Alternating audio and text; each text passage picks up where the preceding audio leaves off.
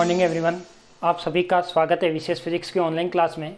हमने व्यतिकरण, अध्यारोपण सिद्धांत, कला संबंध स्रोत, इन सब का जो थियोरेटिकल पोर्शन था वो देख लिया था। आज हम देखने वाले जो व्यतिकरण का गणितीय विश्लेषण होता है, मैथमेटिकल डेरिवेशन होता है, वो किस आधार पे होता है। तो टॉपिक है आपका व्यतिकरण का सिद्धांत। तो सबसे पहले देखो व्यतिकरण का सिद्धांत क्या होता है, ये तो मैं आपको पहले ही बता चुका हूँ व्यतिकरण किसे कहते हैं। तो आप एक डेफिनेशन के रूप में आपको लिखाना चाहता हूँ तो लिख लीजिए कि व्यतिकरण का सिद्धांत किसे कहते हैं। तो आपको ध्यान है कि इसका जो स्रोत होना चाहिए वो कैसा होना चाहिए, कला संबंध स्रोत होना चाहिए। कैसा होना चाहिए, कला संबंध स्रोत होना चाहिए। क्या होना चाहिए, कला संबंध स्रोत होना चाहिए। सेकंड, कि जहाँ पर कला समान होती है, जहाँ पर हमें समान कला की तरंगें अध्यारोपित होती है, कला जिनकी समान होगी तो वहाँ पर जो तीव्रता मिलेगी वो क्या मिलेगी, आपकी अधिकतम मिलेगी। क्या मिलेगी, आपकी अधिकतम मिलेगी। और जहाँ पर कला क्या होगी, असमान होगी, कला क्या होगी, असमान होगी, वहाँ पर आपकी तीव्रता क्या मिलेगी, न्यूनतम मिलेगी। क्या मिलेगी, तीव्रता न्यूनतम मिलेगी। तो इसे अपन संपोषी और विनाशी के नाम से भी जानेंगे। तो आप इसमें लिख लीजिए व्यतिकरण के सिद्धांत में 2 लाइन लिख लीजिए, 2-4 लाइनें। ये लाइन ही लिखनी है। लिखिए इसमें कि जब दो कला संबंध प्रकाश स्रोत से उत्सर्जित होने वाली तरंगों के मध्य, जब दो कला संबंध स्रोत से उत्सर्जित होने वाली तरंगों के मध्य अध्यारोपण होता है, जब दो कला संबंध प्रकाश स्रोत से उत्सर्जित होने वाली तरंगों के मध्य अध्यारोपण होता है,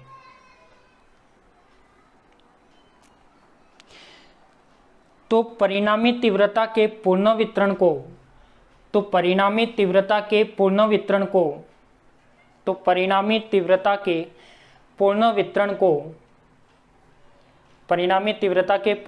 को व्यतिकरण कहते हैं। यानी क्या हुआ कि जब 2 या 2 से अधिक तरंगों का अध्यारोपण होगा तो आप जानते हो कि या तो तीव्रता अधिकतम मिलेगी या तीव्रता न्यूनतम मिलेगी। मैंने बताया था इस टाइप की वेव बना के कि फर्स्ट को ये वाली वेव है और सेकंड कोई क्या है आपके पास, ये वाली वेव है, ये वाली सेकंड वाली वेव है, ये वाली। तो इसका जो रिजल्टेंट मिलेगा वो क्या मिलेगा, इसका रिजल्टेंट मिलेगा वो किस टाइप से मिलेगा, इस टाइप से मिलेगा। यानी ये इसकी तीव्रता क्या होगी, आपकी मैक्सिमम होगी। और यहाँ पर जो विनाशी तीव्रता न्यूनतम के लिए बात करें तो ये आपकी फर्स्ट वेव है, ये आपकी क्या है, फर्स्ट वेव है, और ये आपकी क्या है, आपकी सेकेंड वेव है। तो आपकी जो थर्ड वेव यानी रिजल्टेंट वेव मिलेगी वो क्या मिलेगी, आपकी इस टाइप से मिलेगी। तो यही घटना क्या कहलाती है, आपकी व्यतिकरण कहलाती है। ये वाली मैं कंप्लीट डिस्कस आपको इसके जो पीछे वाली क्लास थी उसमें कर चुका हूं। तो इसमें क्या होगा कि जब 2 कला संबंध स्रोत से उत्सर्जित होने वाली तरंगों का अध्यारोपण होता है तो उसमें तीव्रता का पूर्ण वितरण होता है। तीव्रता का पूर्ण वितरण का मतलब क्या है कि रिजल्टेंट बनती है क्या, एक नई वेव का निर्माण होता है। वही आपके पास क्या है, व्यतिकरण की घटना है। वही क्या आपके पास व्यतिकरण की घटना है। अब इसमें लिखिए कि यदि कला समान होने पर, इसमें लिखिए यदि जिन बिंदुओं पर, ऐसे लिखिए, जिन बिंदुओं पर दोनों तरंगों की कला समान हो, जिन बिंदुओं पर दोनों तरंगें समान कला में अध्यारोपित होती है, जिन बिंदुओं पर दोनों तरंगें समान कला में अध्यारोपित होती है तो हमें अधिकतम तीव्रता प्राप्त होती है। तो हमें अधिकतम तीव्रता प्राप्त होती है। तथा यदि दोनों तरंगें असमान कला में अध्यारोपित होती है, यदि दोनों तरंगें असमान कला में अध्यारोपित होती है तो हमें तीव्रता न्यूनतम प्राप्त होती है। तो हमें तीव्रता न्यूनतम प्राप्त होती है। यानी ये तीव्रता कौन सी प्राप्त होगी, ये इसका रिजल्टेंट मैक्सिमम मिलेगा और इसका रिजल्टेंट मिनिमम मिलेगा। इसका मतलब जो इसकी परिणामी तीव्रता है वो तो क्या मिलेगी, आपको मैक्सिमम मिलेगी। क्या मिलेगी, परिणामी तीव्रता क्या मिलेगी, मैक्सिमम। बीच में एक परिणामी वर्ड भी लगा देना आप। और इसमें क्या मिलेगी, परिणामी तीव्रता न्यूनतम मिलेगी। क्या मिलेगी, परिणामी तीव्रता मिनिमम मिलेगी। क्लियर। तो ये आपका हो गया कि कब परिणामी तीव्रता मैक्सिमम मिलती है, कब न्यूनतम मिलती है, तो ये आप जानते हो। अब मैं आता हूँ इसके डेरिवेशन पे। किस पे आता हूँ, इसके डेरिवेशन पे, कि इसका जो मैथमेटिकल डेरिवेशन होता है वो कैसे होता है उसकी बात करते हैं। तो लिख लीजिए, इसका व्यतिकरण का जो गणितीय विश्लेषण है उसकी बात करते हैं। क्या, गणितीय विश्लेषण। देखो जब मैं लिखता हूँ तब आपको साथ साथ नहीं लिखना है, आपको पहले आराम से समझना है। वीडियो आपके लिए हमेशा यूट्यूब चैनल पर अवेलेबल है, तो आप उसको चाहो तो 2 बार देखो, 3 बार देखो, 1 बार देखो, जब मन चाहो जब देख सकते हो। बट आपको साथ साथ नहीं लिखना है, क्योंकि साथ लिखते हो तो आपका माइंड फिर लिखने में जाता है और आपको यहाँ से समझ नहीं आता। तो इससे बेटर है कि आप पहले अच्छे से समझो, जब पूरा बोर्ड भर जाए मैं आपको 2 मिनट का टाइम दूंगा, आप लिख लेना या उसका स्क्रीनशॉट ले लेना, फिर अपन आगे बढ़ेंगे। तो इस तरीके से अपन लिखते हैं, ठीक है। तो आप साथ साथ मत लिखना। तो गणितीय विश्लेषण की बात करते हैं। तो गणितीय विश्लेषण की बात करने के लिए सबसे पहले मैं बनाता हूँ इसका एक डायग्राम। क्या डायग्राम बनाता हूँ कि ये आपके पास क्या है, कोई सोर्स है, ये आपके पास क्या है, कोई सोर्स है, ये आपके पास क्या है, कोई स्लिट है, यानी वही डायग्राम बनाता हूँ जो अपन पहले बनाए थे। ये आपकी क्या है, कोई स्क्रीन है P, क्या है, ये आपकी कोई स्क्रीन है P। अब क्या था आपके पास, यहाँ से उत्सर्जित होने वाली तरंग है, तो ये उत्सर्जित हो रही है तरंग है, ये क्या हो रही है, उत्सर्जित होने वाली तरंगे। सोर्स एक ही है, जब एक ही सोर्स से दोनों तरंगे उत्सर्जित हो रही है, मतलब ये कैसा सोर्स है आपका, कला संबंध स्रोत है। और आप जानते हो कि व्यतिकरण में हमेशा कला संबंध स्रोत ही काम में आता है। तो जब ये कला संबंध स्रोत है, कोहेरेंट सोर्स है, तो इससे जो ये अध्यारोपित हो रही है किस बिंदु पर, P पॉइंट पर, और ये भी अध्यारोपित हो रही है किस पर, P पॉइंट पर, किस पर, P पॉइंट पर। यदि मैं इस जो ये वाली तरंग है इसका विस्थापन मैं मान लेता हूँ y1 और इसका विस्थापन मैं मान लेता हूँ y2, क्लियर। तो ये आपका कुछ छोटा सा डायग्राम तो आपको समझ में आ गया होगा। ये कोई प्रकाश स्रोत है, इससे उत्सर्जित होने वाली दोनों तरंगे हैं, दोनों तरंगों का विस्थापन y1 है, इसका दूसरी का y2 है। और अध्यारोपण सिद्धांत क्या कहता है, y = y1 + y2, क्योंकि जब वो एक ही बिंदु पर अध्यारोपित होती है तो अब इसको अपन डेरिवेशन से समझेंगे, कैसे घटना इसमें प्रेक्षित होती है वो देखेंगे। तो सबसे पहले आप इसमें 2 लाइन लिखिए। क्या लिखोगे कि व्यतिकरण का गणितीय विश्लेषण करने के लिए, व्यतिकरण का गणितीय विश्लेषण करने के लिए किसी माध्यम में 2 प्रकाश स्रोत S1, किसी माध्यम में 2 प्रकाश स्रोत S1 व S2 मानते हैं, 2 प्रकाश स्रोत S1 व S2 मानते हैं, और इन प्रकाश स्रोत से y1 तथा y2 तरंगें उत्सर्जित होती है, तथा इन प्रकाश स्रोत से y1 तथा y2 तरंगें उत्सर्जित होती है, जो बिंदु P पर जाकर अध्यारोपित होती है, जो बिंदु P पर जाकर अध्यारोपित होती है,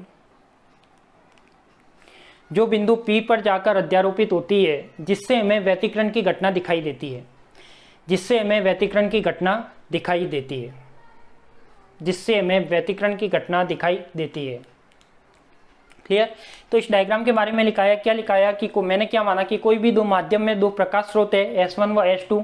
देखो दोनों स्रोत अलग अलग नहीं है, ये एक ही स्रोत से उत्पन्न होने वाला है। तो अपन को लग रहा है कि ये दोनों स्रोत अलग अलग है, बट ये दोनों अलग अलग नहीं, एक ही सोर्स से उत्पन्न होगा। बट ये स्लिट, जिसे अपन नाम देते स्लिट, तो ये वाला जो सोर्स की लाइट है वो इसके अंदर से होते हुए जाकर P बिंदु पर अध्यारोपित होगी। तो वहां पर हमें क्या घटना दिखाई देखने को मिलेगी, व्यतिकरण की घटना देखने को मिलेगी। इसका विस्थापन y1 मान लिया और इसका विस्थापन y2 मान लिया। तो यदि मैं इसके विस्थापन, जो तरंग है इसका मानक समीकरण होता है वो क्या होता है उसकी बात करूं, तो तरंग का जो मानक समीकरण होता है वो क्या होता है, तरंग का मानक समीकरण होता है y = a sin ω t minus का kx प्लस का क्या होगा φ1, क्या होगा φ। तो ये इसका तरंग का क्या होता है, मानक समीकरण होता है। अब मैंने यहाँ पे कितनी तरंग मानी है, 2 तरंग मानी है। तो प्रथम तरंग का विस्थापन क्या होगा, देखो ये कोई किसी भी एक तरंग का समीकरण होता है y = a sin ω t minus का kx प्लस का φ।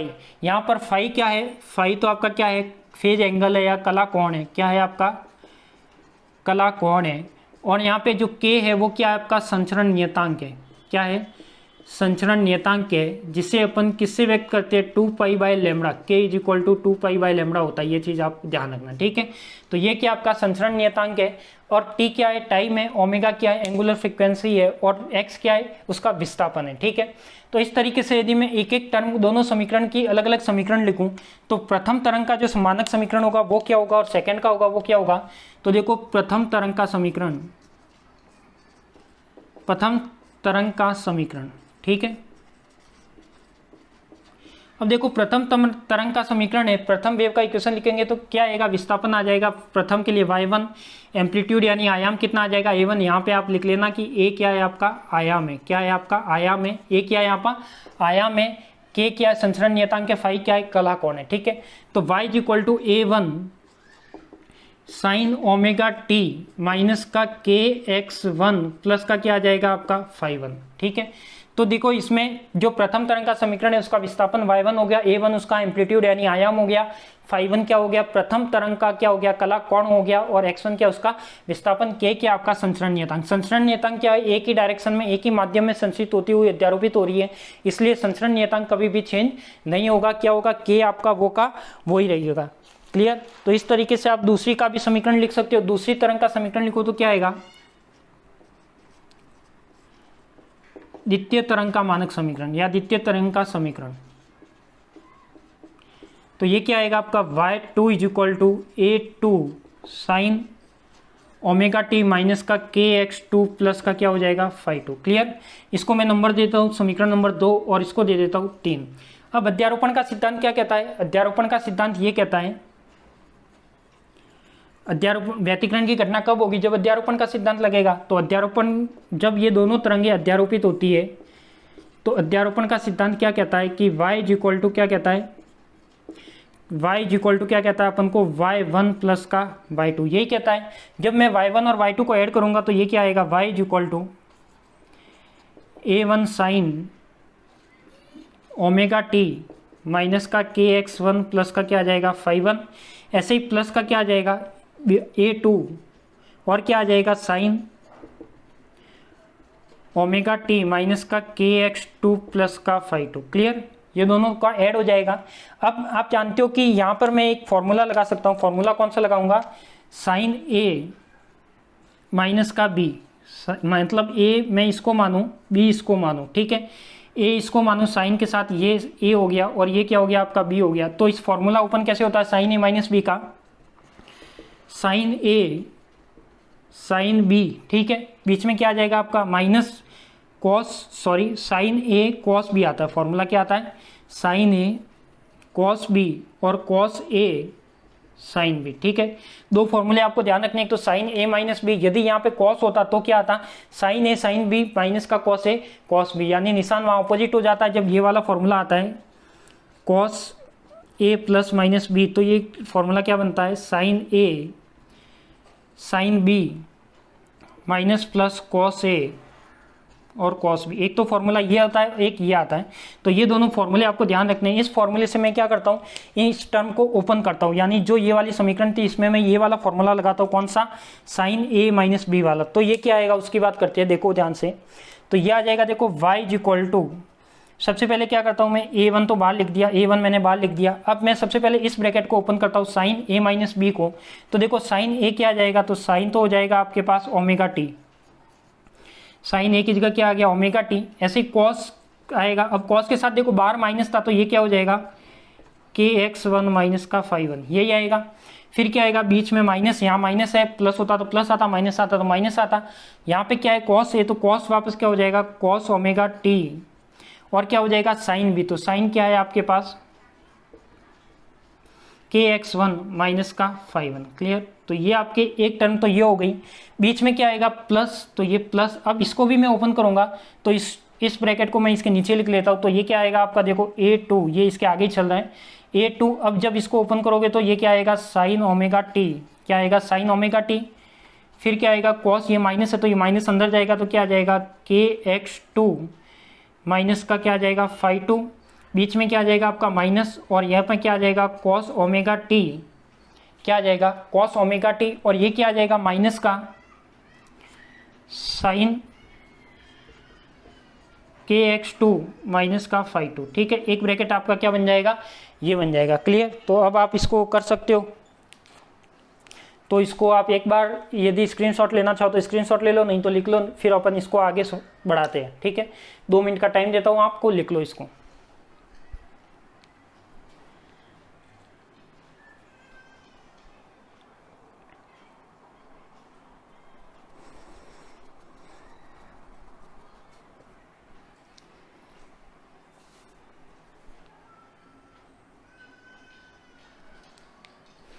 देखो कुछ फॉर्मूले हैं जो मैथमेटिक्स के आप स्टूडेंट हो तो ये वाले फॉर्मूले तो आपको याद ही होने चाहिए, क्योंकि ये फॉर्मूले की आपको मैथमेटिक्स में फिजिक्स में बार बार जरूरत पड़ती है।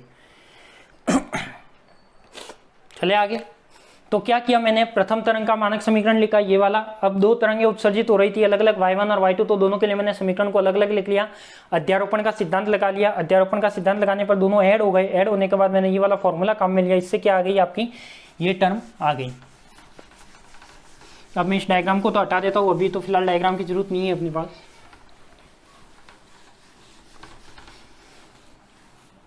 तो देखो अब क्या आएगा आपके पास। अब मैं बात करता हूँ क्या इसके नेक्स्ट की। तो ये क्या आ जाएगा, y इज इक्वल टू, देखो यहाँ पे क्या था आपका। अब मैं यहाँ से देखो a1 सभी में ले लूँ। a1 यदि इसके अंदर लूंगा तो देखो a1 यहाँ पे ले लिया, a1 यहाँ भी आ जाएगा, a2 यहाँ पे आ जाएगा और a2 यहाँ पे आ जाएगा। तो अब देखो इन दोनों ब्रैकेट से क्या आएगा, a1 इसके साथ आ गया, a2 इसके साथ आ गया, और मैं यहाँ से साइन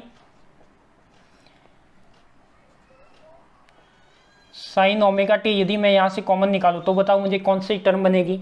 यदि साइन ओमेगा टी यहाँ से कॉमन आ गया तो a1 इसके साथ आ जाएगा, a1 कॉस के एक्स माइनस का φ1, ये वाली टर्म आएगी। ठीक है, अब देखो मैं यहाँ से एक तो इस ब्रैकेट से और एक इससे कॉमन ले रहा हूँ, तो ये क्योंकि साइन ओमेगा टी एक तो यहाँ आ रहा है एक यहाँ आ रहा है, इसमें कॉस ओमेगा टी कॉमन लेंगे तो ये क्या आ जाएगा, साइन ओमेगा टी। तो देखो ये कॉमन आ गया, तो अब ये क्या बचा, a2 कॉस के एक्स टू माइनस का φ2। क्लियर, ये वाली ब्रैकेट आ गया। अब दूसरी टर्म क्या कहती है, यदि मैं यहाँ से माइनस कॉस ओमेगा टी बाहर निकालूं, यानी ये माइनस कॉस ओमेगा टी में यदि यहाँ से बाहर निकालूं, देखो यहाँ से भी कॉस ओमेगा टी माइनस का बाहर आ गया तो अंदर प्लस हो जाएगा। अब ये a1 था, ये a1 इसके साथ भी जाएगा तो क्या आ जाएगा, a1 साइन के एक्स1 माइनस का φ1, और ये क्या आ जाएगा प्लस का a2 और साथ में क्या आ जाएगा साइन के एक्स2, ये वाली टर्म आएगी। क्लियर। अब देखो कंफ्यूज कुछ मत होना, यदि आपको लगे कि नहीं हमको ये टर्म समझ में नहीं आई तो क्या करना, आप एक और टर्म इसमें इंक्रीज करना, a1 इसके साथ भी लिखना, a1 इसके साथ भी लिखना, यानी a1 इस पूरे ब्रैकेट के साथ मल्टीप्लाई, a2 इसके साथ मल्टीप्लाई, फिर आप इन दोनों में से साइन ओमेगा टी कॉमन लेना और इन दोनों में से कॉस माइनस का कॉस ओमेगा टी कॉमन लेना, तो इस टाइप से आपकी टर्म बनेगी। अब देखो ये वाली जो पूरा ब्रैकेट है ये कॉस वाला है और ये जो पूरा ब्रैकेट है ये क्या है, साइन वाला है। क्या मैं इसको ऐसे कंसिडर कर सकता हूँ क्या, a1 कॉस के एक्स1 माइनस का φ1 प्लस का k2 कॉस के एक्स2 माइनस का φ2, इसको मैं मान सकता हूँ r कॉस थीटा, क्योंकि ये कॉस की टर्म में है दोनों। जो दूसरी टर्म है वो क्या है, a1 साइन के एक्स1 माइनस का φ1 प्लस का a2 साइन के एक्स2 माइनस का φ2, तो ये क्या आ जाएगा आपका r साइन थीटा। क्लियर। तो क्या मैं इसको इस टर्म में मान सकता हूँ, जब ये पूरी कॉस में है ये भी कॉस में, तो इसको मैंने r कॉस थीटा मान लिया, ये r साइन थीटा मान लिया। क्लियर। अब ये जब दो मैं इसमें रखता हूँ ऊपर वाली समीकरण में, जब ये मैंने दोनों वैल्यू किस में रखता हूँ, इसमें, तो देखो ये क्या आता है, y is equal to sine omega t, तो आपके पास क्या आएगा, ऐसे का ऐसे, तो साइन ओमेगा टी ऐसे का ऐसे, इस ब्रैकेट की जगह क्या आ जाएगा आपके पास r कॉस थीटा माइनस का क्या आ जाएगा कॉस ओमेगा टी, और फिर क्या आ जाएगा, इसकी जगह क्या आ जाएगा आपके पास r साइन थीटा, यही आएगा आपके पास। अब मैंने क्या किया, देखो r दोनों में आ रहा है तो r मैंने यहाँ से कॉमन ले लिया, तो ये क्या बना आपका साइन ओमेगा टी, क्या आएगा साइन ओमेगा टी। क्लियर। यहाँ r बाहर आ गया, ये क्या बचा आपका कॉस थीटा माइनस का, फिर ये क्या बचा, देखो ये बीच में माइनस ही आएगा क्योंकि यहाँ पे क्या है आपका माइनस है, तो माइनस कॉस ओमेगा टी और r बाहर आ गया, और ये क्या बचा आपका साइन थीटा। कौन सा फॉर्मूला बन रहा है, sign A cos B cos A sine B, कौन सा फॉर्मूला काम आ रहा है यहाँ पे, देखो फॉर्मूला आ रहा है कौन सा, sign A cos B minus cos A sine B, तो ये क्या होता है आपका साइन ए माइनस बी। अरे भाई ये अभी जो लिखा वही तो है, साइन ए माइनस बी, यही तो फॉर्मूला था, तो यहाँ पर वही फॉर्मूला यहाँ पे बन रहा है। तो देखो y इक्वल टू क्या आ जाएगा आपके पास, r ऐसे का ऐसे आ गया, इसको मैं ऐसे लिख सकता हूँ, देखो साइन ए, तो a तो क्या है आपका ओमेगा टी माइनस का b क्या है आपका थीटा, b क्या है आपका थीटा, तो ये क्या आ जाएगा y equal to r sine omega t minus का थीटा। इसको मैं नंबर दे देता हूँ, कोई नंबर नहीं दिया, वहाँ पे दिया था 3 या 4, तो इसको मैं दे देता हूँ 4, क्या दे देता हूँ 4, तो ये आपका क्या आ गया y equal to r sine omega t minus का थीटा आ गया। तो ये आपका क्या व्यक्त कर रहा है, ये जो परिणामी तरंग का विस्थापन है क्या है,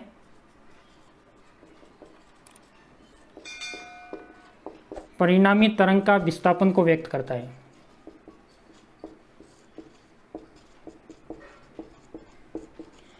क्या व्यक्त करता है?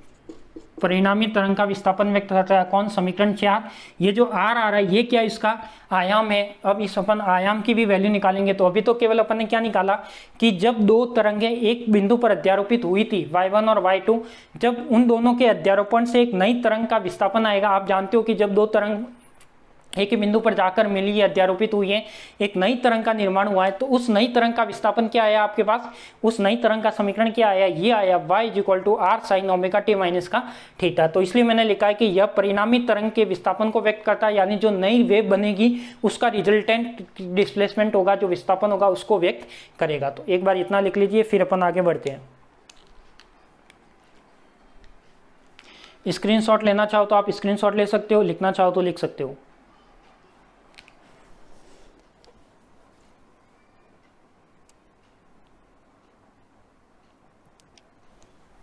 यहाँ पे यदि ये दोनों टर्म लिखनी हो तो भी आप लिख सकते हो। ये तो हटा दो, आपने कर ही दिया होगा पहले।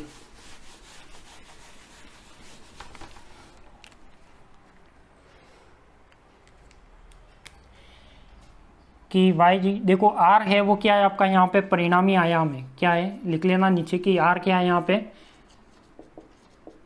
परिणामी आयाम है। और जो साइन ओमेगा t है माइनस का थीटा है वो क्या है आपका कला है। क्या है आपका sign omega t minus theta क्या है यहाँ पे परिणामी तरंग की कला है। यानी परिणामी तरंग की कला ही है, वो तो नई वेव बनी कला लिख लो या फिर ऐसे लिखो परिणामी तरंग की कला है।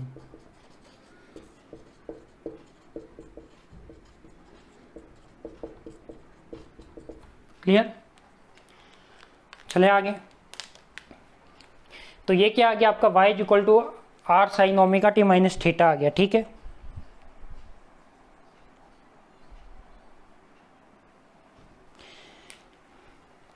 अब अपन को क्या निकालना है? अब अपन को निकालना है r। क्या निकालना है? अब अपन को क्या निकालना है? r। ये परिणामी आयाम है वो क्या आएगा? तो सबसे पहले अपन को परिणामी आयाम निकालना है। अपन को पता लग गया कि दोनों वेव के अध्यारोपण से परिणामी रिजल्ट आएगा, जो वेव बनेगी उसका विस्थापन क्या आएगा? ये वाली समीकरण आएगी। अब ये r क्या है? परिणामी आयाम है। तो सबसे पहले मैं क्या करूंगा? इस परिणामी आयाम को व्यक्त निकालूंगा, इस r को फाइंड आउट करूंगा। तो मैं यहाँ पे लगा लेता हूँ, इसी के अंदर निकालता हूँ क्या? परिणामी आयाम। परिणामी आयाम क्या है आपका जो r से व्यक्त कर रहे हैं, इसको निकालना है। अब ये r कहाँ से निकल सकता है मुझे ये बताओ। r में निकाल सकता हूँ ये जो अपन ने इक्वेशन बनाई है फर्स्ट और सेकंड, इसको मैंने r cos थीटा माना है तो इसको मान लेता हूँ a और इसको मान लेता हूँ क्या मैं b। क्या मैं इन दोनों का स्क्वायर करके ऐड करूँ, यानी दोनों का मैं वर्ग करके ऐड करूँ तो क्या r निकल जाएगा आपका? बताइए मुझे। क्या मुझे परिणामी आयाम निकालना है? यहाँ पे इस r की वैल्यू निकालनी है। क्या मैं इन दोनों का वर्ग करके दोनों को ऐड करूँ तो निकल जाएगा क्या परिणामी आयाम? बिल्कुल निकल जाएगा। r square cos square theta r square sine square theta, cos square theta plus sign square theta क्या होगा? 1। क्या बचेगा आपका? केवल r स्क्वायर। तो आप क्या करोगे? इस पूरे का वर्ग करके ऐड कर लोगे तो आपका क्या आएगा? परिणामी आयाम। तो इसको मैं यहाँ से हटा दूँ, बाकी सब हटा देता हूँ, केवल मुझे इस दो टर्म की जरूरत है तो वो दो टर्म यहाँ पे रखता हूँ। ठीक है,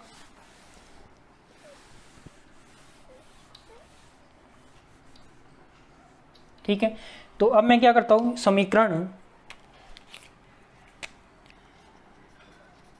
समीकरण ए स्क्वायर प्लस का बी स्क्वायर करने पर दोनों को मैंने नाम दे दिया ए और बी। क्या दे दिया? ए और बी। तो देखो ये क्या आ जाएगा जब इसका होल स्क्वायर ओपन करोगे तो देखो ये तो क्या आ जाएगा? R square cos square theta, इसको इस साइड लिख लिया। ये क्या आएगा? a1 square cos square kx1 minus का phi1। ठीक है, प्लस का क्या आएगा? a2 square cos kx2 minus का phi2 का स्क्वायर। ठीक है, ये क्या आएगा? कॉस स्क्वायर, यानी a स्क्वायर प्लस का b स्क्वायर, यानी a प्लस b का होल स्क्वायर से ओपन होगा। और ये क्या आ जाएगा? प्लस का 2a1 a2, क्या आ जाएगा? 2a1 a2 कॉस स्क्वायर, क्या आ जाएगा? Cos kx1 minus phi1 square नहीं आएगा क्योंकि दोनों कला क्या है? एंगल अलग अलग है। और ये क्या आएगा? कॉस kx2 माइनस का phi2। क्लियर? इसी प्रकार मैं दूसरी टर्म का स्क्वायर करता हूं, तो दूसरी टर्म का स्क्वायर करूंगा तो ये क्या आ जाएगा? देखो r square sine square theta, और ये क्या आ जाएगा आपका? a1 स्क्वायर, ये आ जाएगा साइन स्क्वायर kx1 माइनस का phi1, प्लस का क्या आ जाएगा? a2 square sine square kx2 minus का phi2। प्लस का क्या आ जाएगा आपका 2a1a2, 2a1a2 क्या आ जाएगा आपका 2a1a2, और यहाँ पे क्या आ जाएगा sign kx1 minus five one, तो kx1 माइनस का फाइव वन, फिर क्या आएगा आपके पास साइन ये वाली टर्म आएगी। क्लियर। अब मेरे क्या करना है, दोनों का वर्क कर लिया, यानी ये होल स्क्वायर से ओपन हो गया, ये स्क्वायर बन गया, ये स्क्वायर बन गया। अब मुझे बीच में क्या करना है, दोनों को ऐड करना है। क्या जब मैं दोनों को ऐड करूंगा तो देखो आपके पास क्या टर्म आएगी, यदि मैं इन दोनों को ऐड करता हूं तो ये क्या आएगा r square cos square theta plus का क्या आएगा साइन स्क्वायर थीटा, जो ऐड होके कितना हो जाएगा 1।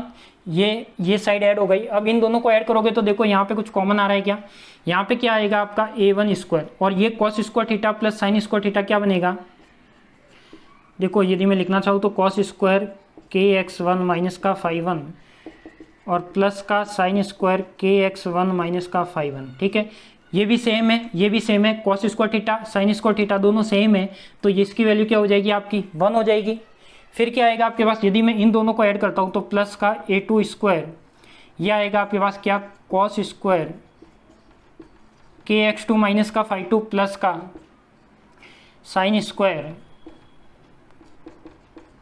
kx2 माइनस का फाइव टू। ठीक है, एक टर्म ये आ गई, एक टर्म ये आ गई, ये दोनों ऐड हो गए तो ये वाली वैल्यू 1 हो जाएगी, a1 स्क्वायर बच जाएगा, a2 स्क्वायर दोनों से कॉमन लिया तो ये वाली टर्म 1 हो जाएगी। अब यहाँ पे क्या है, यहाँ पे कुछ कॉमन आ रहा है क्या, देखो एक तो 2a1a2 कॉमन आ रहा है, क्या आ रहा है 2a1a2 कॉमन आ रहा है, तो 2a1a2 लिख दिया। और क्या बचेगी, ये 4 टर्म बचेगी आपके पास कॉस kx1 माइनस का फाइव वन, और क्या बचेगी कॉस kx2 माइनस का फाइव टू, इसी प्रकार साइन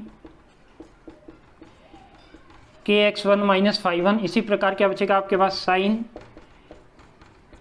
kx2 माइनस का फाइव टू। क्लियर, ये वाली टर्म बचेगी आपके पास। अब देखो इसमें देखो ये क्या आ गया, ये केवल क्या बचा आपका आर स्क्वायर, ये 1 हो गया इज इक्वल टू, ये क्या बचा आपका ए स्क्वायर, ये भी क्या हो गई टर्म 1 हो गई, प्लस का क्या बचा a2 स्क्वायर, ये भी टर्म क्या हो गई 1 हो गई, प्लस का क्या बचा 2a1a2। अब देखो यहाँ पे एक फॉर्मूला काम आ रहा है, वो फॉर्मूला क्या है, cos A cos B sign A sine B, और इसके बीच में क्या था बीच वाली टर्म,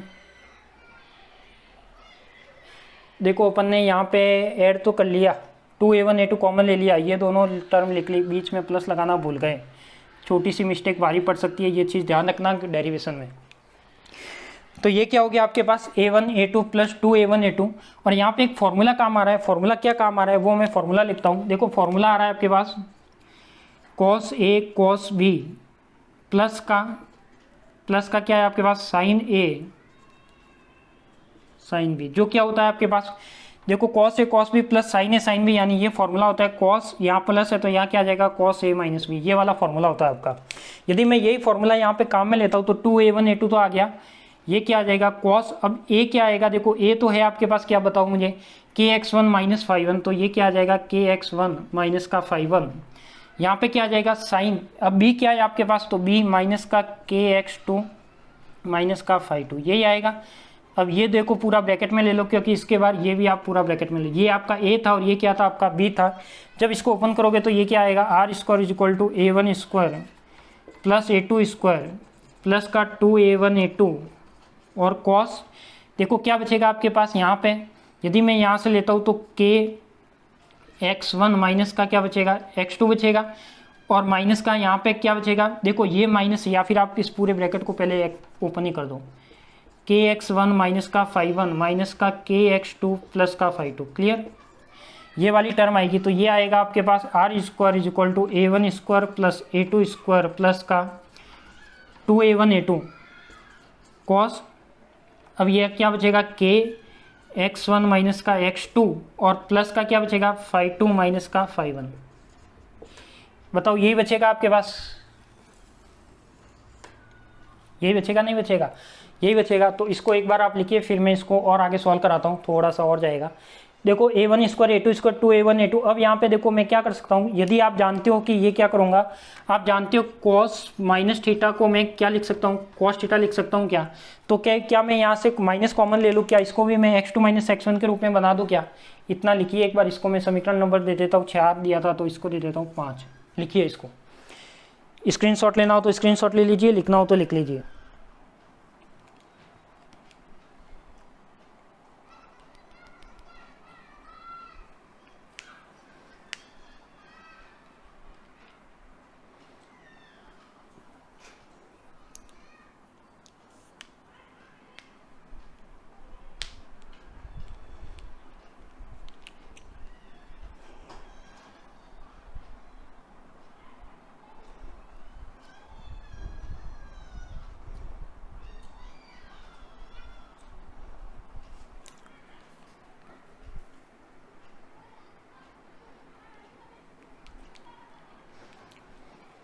डेरिवेशन जो फिजिक्स के होते हैं उसको आपको लिख कर ही प्रैक्टिस करनी पड़ेगी। एक डेरिवेशन को कम से कम आप 3 से 4 बार रफ कॉपी में लिखते हो, तब वो आपका डेरिवेशन आपके दिमाग में क्लियर होता है, हर टर्म आपकी क्लियर होती है, नहीं तो कन्फ्यूज़न रहेगा। और जो फिजिक्स रटने वाले हैं वो रटने की कोशिश बिल्कुल मत करना, क्योंकि फिजिक्स को समझा जाता है, रटना नहीं जाता। और आप सभी मैथमेटिक्स के स्टूडेंट हो तो आपके लिए जो कैलकुलेशन आएगी वो तो और ज़्यादा ईजी रहने वाली है।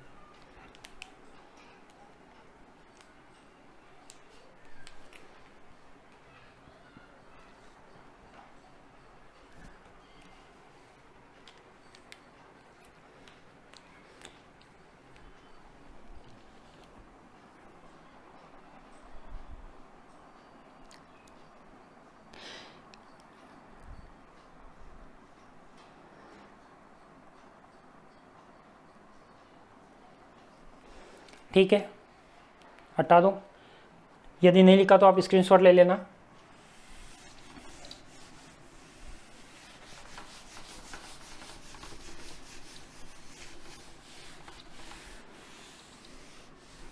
अब देखो यहाँ पे क्या आएगा, आप जानते हो कि कॉस माइनस थीटा क्या होता है, कॉस थीटा। क्या मैं इसको ऐसे लिख सकता हूँ क्या, r square is equal to A1 square plus A2 square plus का 2A1 A2 कॉस। क्या मैं यहाँ से एक माइनस तो यहाँ से कॉमन निकालता हूँ, तो क्या मैं माइनस यहाँ लगा सकता हूँ, के लिख सकता हूँ x2 माइनस का x1, x2 माइनस का x1 बीच में माइनस, और यहाँ पे क्या लगा दिया मैंने phi2 माइनस का phi1। क्लियर। क्या मैं ऐसे लिख सकता हूँ, क्या बताओ, यदि मैंने क्या किया, यहाँ से क्या कॉमन निकाला, x2 माइनस का x1 था, तो इसको मैंने उल्टा कर दिया, यहाँ पे माइनस बाहर ले लिया, तो एक तो ये माइनस बाहर आ गया, ठीक है, ये माइनस आ गया, और ये क्या था आपका प्लस आ गया। यदि मैं माइनस पूरा बाहर ले लेता हूँ तो यहाँ माइनस हो जाएगा, ये प्लस हो जाएगा। क्लियर। यदि आपको टर्म खा के ना लिखनी हो तो क्या मैं इसको ऐसे लिख सकता हूँ, क्या बताओ, और इसको ऐसे लिख सकता हूँ, लिख सकता हूँ। अब मैं इसमें से क्या निकालूँ, r square is equal to A1 square plus A2 square plus का 2A1 A2 कॉस, ये माइनस के x2 माइनस का x1 प्लस का phi2 माइनस का phi1 लिख सकता हूँ। क्लियर। तो ये क्या आ जाएगा आपका, r square is equal to A1 square plus A2 square plus 2A1 A2 cos. अब देखो ये कॉस माइनस थीटा, ये क्या आपका कॉस, और ये पूरा क्या माइनस थीटा, और कॉस माइनस थीटा क्या होता है, कॉस थीटा। तो ये क्या आ जाएगा आपका के x2 माइनस का x1 प्लस का phi2, सॉरी प्लस नहीं, यहाँ पे क्या हो जाएगा, माइनस हो जाएगा। क्यों, क्योंकि अब मैंने माइनस पूरे से बाहर निकाला, जब इस पूरे ब्रैकेट से बाहर निकालूंगा तो ये वाली टर्म क्या हो जाएगी, माइनस, और ये वाली टर्म क्या हो जाएगी, प्लस। यानी माइनस कॉमन निकाला है तो ये माइनस हो गई और ये क्या हो गई, प्लस, माइनस क्या आ गया बाहर। क्लियर। तो ये क्या हो जाएगा, कॉस के x2 minus x1 plus phi2 minus phi1। अब मुझे बताओ कि ये x2 माइनस x1 क्या है यहाँ पे, और जो phi2 माइनस phi1 है वो क्या है। तो जो x2 माइनस x1 है वो क्या है आपका, जो आपके पास दो तरंग जा रही थी, यानी ये सोर्स था, ये आपके पास स्लिट थी, और ये आपके पास क्या था, कोई भी पी पॉइंट यहाँ पे था, ठीक है, यहाँ से ये जा रही थी और एक यहाँ से ये जा रही थी। तो माना कि इसको मैं मान लेता हूँ कि ये कौन सी थी आपके पास, x1 थी, और ये कौन सी थी, x2 थी। तो ये क्या आया आपके पास, पथ का अंतर आया है। क्या आया है, पथ का अंतर आया है। यानी क्या था आपके पास कि x2 माइनस x1 यानी ये वाली डिस्टेंस माइनस की ये वाली डिस्टेंस, और ये क्या है आपका पथांतर। क्या है, पथांतर। और पथांतर को मैं किससे लिखूंगा, डेल से। और ये क्या है आपका कला कोण, ये क्या है आपका कला कोण, या कला कोण में अंतर, या फिर आप कला अंतर लिख सकते हो। क्या, कलांतर, फेज डिफरेंस। इसको मैं किससे लिखूंगा, फाई से लिखूंगा। तो ये क्या है आपका x2 माइनस x1, पथ का अंतर, यानी जितनी दूरी तय की है उसमें कितने पथ में अंतर आ रहा है, वो पाथ डिफरेंस, इंग्लिश में बोलते हैं इसे पाथ डिफरेंस। क्या बोलते हैं, पाथ डिफरेंस। और इसको बोलते हैं फेज डिफरेंस, इसको क्या बोलते हैं, फेज डिफरेंस। तो देखो ये क्या आएगा, x2 minus x1 is equal to phi2 minus phi1। तो यहाँ पे ये क्या आ जाएगा, r square is equal to A1 square plus का A2 स्क्वायर प्लस का 2A1 A2, और ये क्या हो जाएगा, कॉस के डेल माइनस का फाई। और ये किसको व्यक्त करेगा, ये परिणामी आयाम को व्यक्त करेगा। ये किसको व्यक्त करेगा, समीकरण नंबर 6 दे देता हूँ, किसको व्यक्त करेगा, यह परिणामी आयाम को व्यक्त करेगा।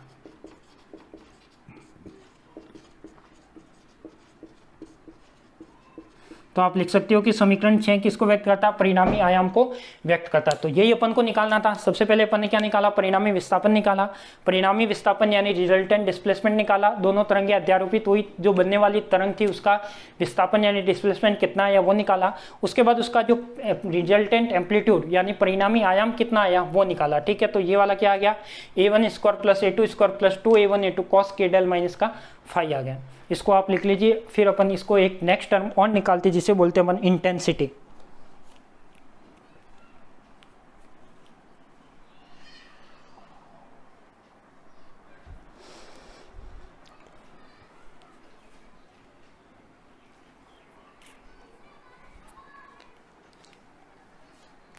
यदि स्क्रीनशॉट लेना चाहो तो आप स्क्रीनशॉट लेके लिख सकते हो, यदि पूरा लिखना चाहो तो पूरा लिख सकते हो।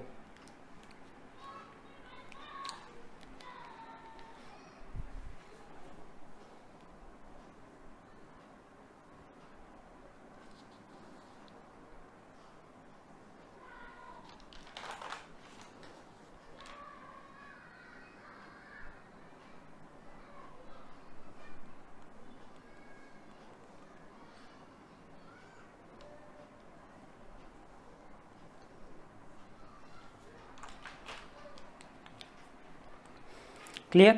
अब मैं आपके सामने एक और टर्म निकाल रहा हूं, तीव्रता या इंटेंसिटी। क्या निकाल रहा हूं, तीव्रता या इंटेंसिटी। नेक्स्ट टर्म में निकाल रहा हूं क्या, तीव्रता या इंटेंसिटी। तो आपके पास देखो जो थर्ड टर्म आ रही है वो क्या आ रही है, परिणामी तीव्रता निकालनी है। क्या निकालनी है, रिजल्टेंट इंटेंसिटी। और इंटेंसिटी आप जानते हो तीव्रता किसके समानुपाती होती है, ये भी आप जानते हो। हम जानते हैं कि जो तीव्रता होती है, मैंने तीव्रता जब फर्स्ट क्लास ली थी ऑप्टिक्स इंट्रोडक्शन की, उसमें आपको मैंने कुछ डेफिनेशन बताई थी। उसमें मैंने तीव्रता का भी बताया था कि तीव्रता होती है वो हमेशा किसके समानुपाती होती है, आयाम के वर्ग के समानुपाती होती है। यानी तीव्रता हमेशा किसके समानुपाती होती है, आयाम के स्क्वायर के, आयाम के स्क्वायर के। यानी जो आई होता है वो क्या होता है, आई प्रोपोर्शनल क्या होता है, आर स्क्वायर। यदि मैं इसको एक्सप्लेन करके लिखूँ तो ये क्या आएगा, कांस्टेंट के और आर स्क्वायर। यानी जो आई होगा वो किसके इक्वल होगा, आर स्क्वायर के। तो देखो ये अपने पास आर स्क्वायर तो पहले से ही है। क्या मैं आप के से समीकरण 6 को मल्टीप्लाई कर सकता हूँ, तो क्या आई के टर्म में कन्वर्ट हो जाएगी ये वाली समीकरण, बिल्कुल हो जाएगी। समीकरण 6 को के से गुणा करने पर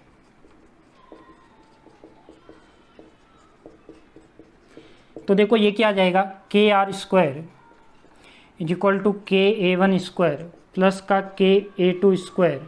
ठीक है, प्लस का क्या आएगा, अब देखो यहाँ पे क्या आएगा आपके पास, 2 के ए वन ए टू और कॉस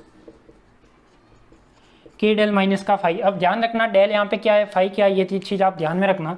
तो देखो ये क्या हो जाएगा, जब के आर स्क्वायर है यानी जो परिणामी रिजल्टेंट जो बनने वाली वेव है उसकी इंटेंसिटी तो मैं क्या मान सकता हूँ, आई। तो ये तो मैंने मान लिया आई। ठीक है, अब जो ये के ए वन है, ये के ए वन को मैं क्या मान सकता हूँ, ए वन किसका एम्पलीट्यूड है, जो फर्स्ट तरंग थी, फर्स्ट समीकरण थी या फर्स्ट वेव थी, उसका एम्पलीट्यूड है ए वन। तो उसके साथ के का मल्टीप्लाई किया तो ये क्या बन जाएगा आपका, आई वन बन जाएगा या नहीं बनेगा, बताओ, बन जाएगा। तो ये आपका क्या बनेगा, आई वन। क्लियर।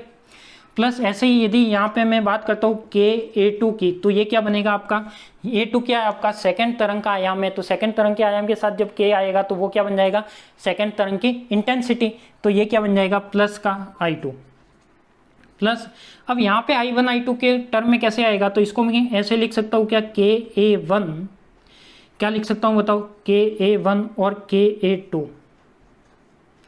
क्या मैं इसको ऐसे लिख सकता हूँ बताओ, क्या मैं इसको ऐसे लिख सकता हूं, क्या बताइए।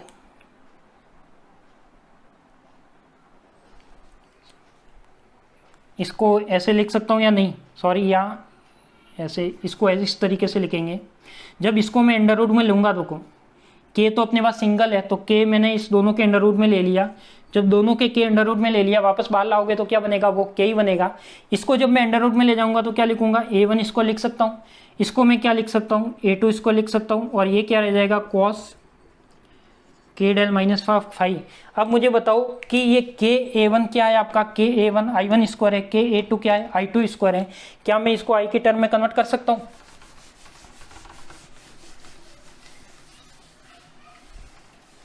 क्या मैं इसको आई की टर्म में कन्वर्ट कर सकता हूँ, क्या बताइए जल्दी। क्यों नहीं कर सकता? देखो ये आपके पास i आ गया, ये आपके पास i1 आ गया, प्लस का ये आपके पास क्या आ गया, i2 आ गया, प्लस का 2, ये क्या होगा अंडर एन i1, दोनों अंडर रूट में ही आएगा i1 और i2, क्योंकि ये इसकी जगह i1 आएगा, इसकी जगह i2 आएगा, ये i1 i2 पहले से ही है, और ये क्या बच जाएगा cos k डेल माइनस का फाई। क्लियर? तो ये आपकी क्या बन जाएगी, परिणामी तीव्रता की समीकरण। क्या बन जाएगी? परिणामी तीव्रता के समीकरण। समीकरण नंबर इसे दे देता हूँ 7। किसको व्यक्त करता है? यह समीकरण परिणामी तीव्रता को व्यक्त करता है।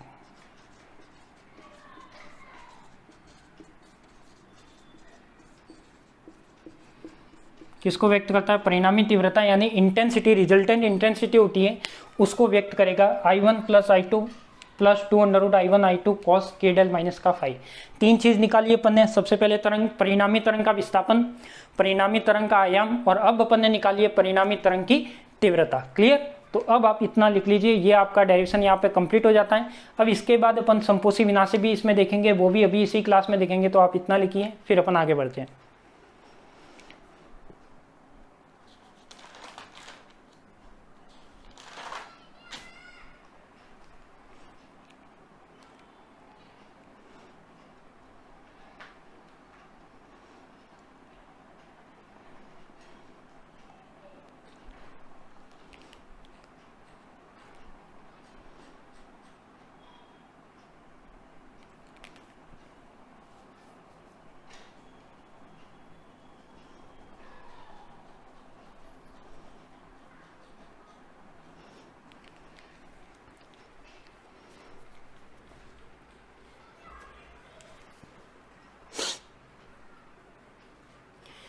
लिख लीजिए समीकरण 7। समीकरण 7 परिणामी प्रकाश की तीव्रता को व्यक्त करता है। समीकरण 7 परिणामी प्रकाश की तीव्रता को व्यक्त करता है, जो कि प्रकाशिक घटना में व्यतिकरण का परिणाम है। जो कि प्रकाशिक घटना में व्यतिकरण का परिणाम है। जो कि प्रकाशिक घटना में व्यतिकरण का परिणाम है। और समीकरण 7 में उपस्थित डेल, समीकरण 7 में उपस्थित डेल तरंगों के मध्य पथांतर को व्यक्त करता है। समीकरण 7 में उपस्थित डेल समीकरण 7 में उपस्थित डेल तरंगों के मध्य पथांतर को व्यक्त करता है, तथा पथांतर के आधार पर व्यतिकरण दो प्रकार के होते हैं। तथा पथांतर के आधार पर व्यतिकरण दो प्रकार के होते हैं।